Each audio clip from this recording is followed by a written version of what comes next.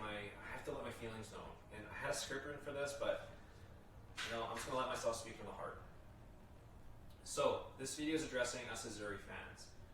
Now, I'm here to not only discuss what happened, but also to try and bring us hope to the Italian football community.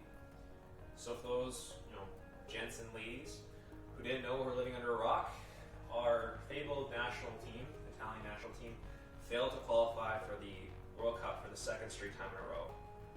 A four World Cup winner has failed to qualify for the World Cup twice in the last, 2 World Cups. That's something absolutely is a huge travesty, and it pains my heart because having a World Cup without an Azzurri side is not a real World Cup in my opinion. Now, there's a lot of reasons for why we didn't qualify. Many reasons, and it's hard to. And there's enough that I can't get all in this video, but I'm going to try and discuss the major roots. The first, and probably the most major root of why we haven't qualified for the last 2 World Cups has to start from one of the most brightest moments in Italian football, which was winning the 2006 World Cup. That 2006 World Cup team has to be probably one of the golden age of Italian football, having not only Buffon, having Cannavaro, Luca Toni, Totti, Pirlo, all these fantastic players, and having the bench as well. Like, that was absolutely crazy side, and honestly, probably best Italian side we've ever had. But what happens there is that one thing the Italian football community forgot to do, one thing the Italian Football Association forgot to do, and that was developing young players after this 2006 World Cup. What ended up happening is that we ended up neglecting our young stars the last, I'll say 12 years, from 2006 to 2018. If you look at the sides in 2010, 2014, a lot of those players are still veteran players from the 2006 World Cup. We put a lot of faith in those World Cup players, and granted, they were fantastic players. Pirlo, Cannavaro, Buffon, Totti, Toni. So the list goes on and on. Fantastic players, but if you don't have the young players getting developed, getting the opportunities, we only looked at it from the short term, and we neglected our stars for too long. Who was our top prospect from 2006 to 2018? Mario Balotelli. Granted, he had a fantastic Euro 2012. That goal against Germany, I'll never forget. But ultimately, not much players. You had some, but not much.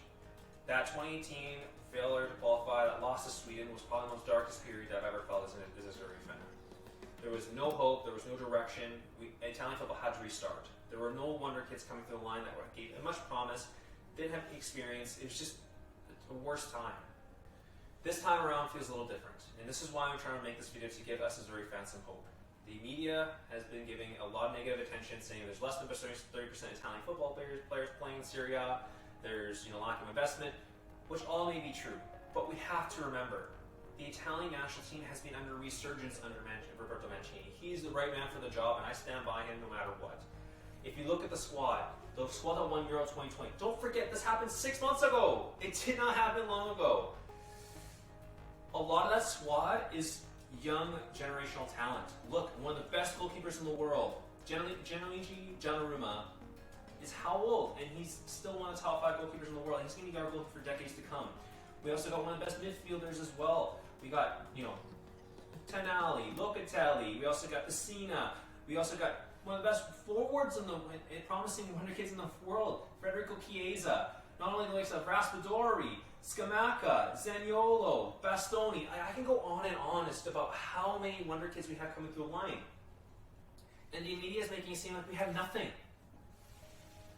So, Azzurri fans, while I'm making this video, again, just to reiterate, we have the talent. We have the movement. Roberto Mancini is obviously going to be giving more incentives to younger players, giving more times to develop and to also progress to the national team and other Serie A squads. That has been prevalent since 2018, and you just look at the Euro 2020 side. Look at the players we have. Again, look how Italy responded to 2018 failure. We ended up winning the Euro 2020s, which no one thought we would win. I know it's hard, Azzurri fans, but just remember, there is hope. We have the talent. Sure, we got to make some investments in the infrastructure, get more talent going in. The biggest area we got to address is our forwards. I love Immobile, I love Insigne, Berardi, always my favorites, but We need more talent up front. Continue to develop Raspadori, Scamacca. We also got players like Jonto, Esposito.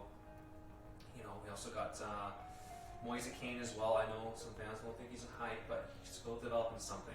So let's continue to develop our players. Let's rebound from this failure. Let's go win Euro 2024, just like we won Euro 2020. The reigning European champions, let's not forget.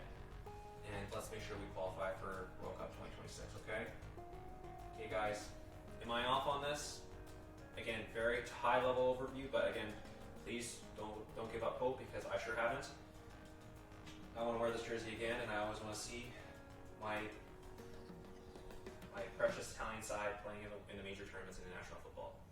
Please leave a comment below on what you think. Maybe I'm wrong, maybe I'm right. But again, nothing's going to take away from my passion being a Azzurri fan.